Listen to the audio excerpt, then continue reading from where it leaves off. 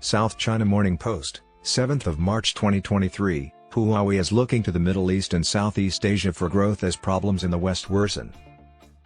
No one wants Fi goods, so China has to work hard to sell cheap products that aren't as good.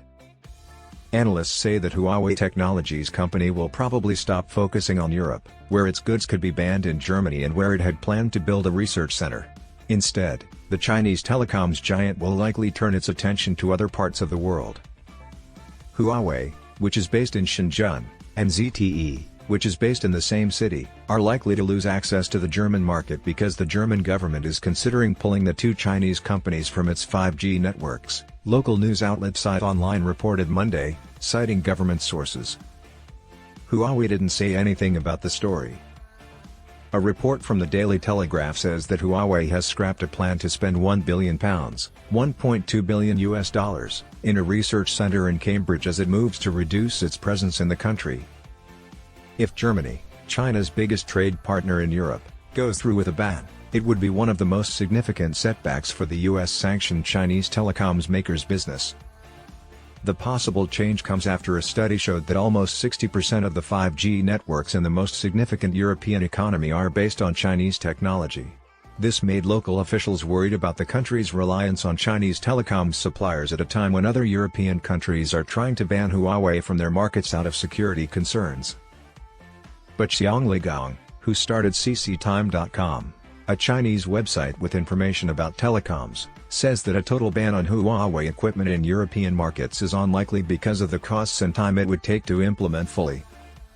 I don't think the German government will be able to carry out a plan to ban all Huawei equipment for a long time, said Xiang.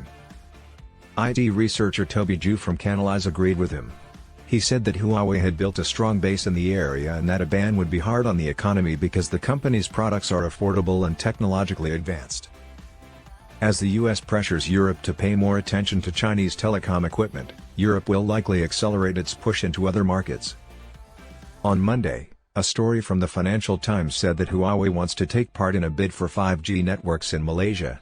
CC Times Xiang says that the company's low prices and good customer service would make it a strong competitor in the Southeast Asian market.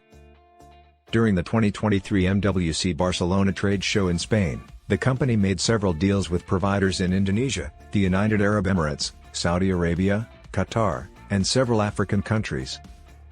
One of these deals was with Saudi Arabia's Zeit KSA to help the company build its 5.5G mobile networks. While that happened, Qatar's Ooredoo Group, which Huawei helped set up its 5G network, made a deal for the Chinese company to help with its mobile transaction network. Huawei also got closer to Telkomsel, which is an Indonesian company. William Yunyi, a research assistant at the Columbia Harvard China and the World program, said, Huawei has had problems with its reputation in the West, but its experience in Asian markets outside of China is a whole different story. Huawei is a trendy choice in this region because its products are cheap. Zhu from Analysts said that Huawei's business has been going well in places where politics don't get in the way. According to Zhu, Huawei is still trying to get ahead of its competitors in terms of technology and price, and it will take a while for others to catch up.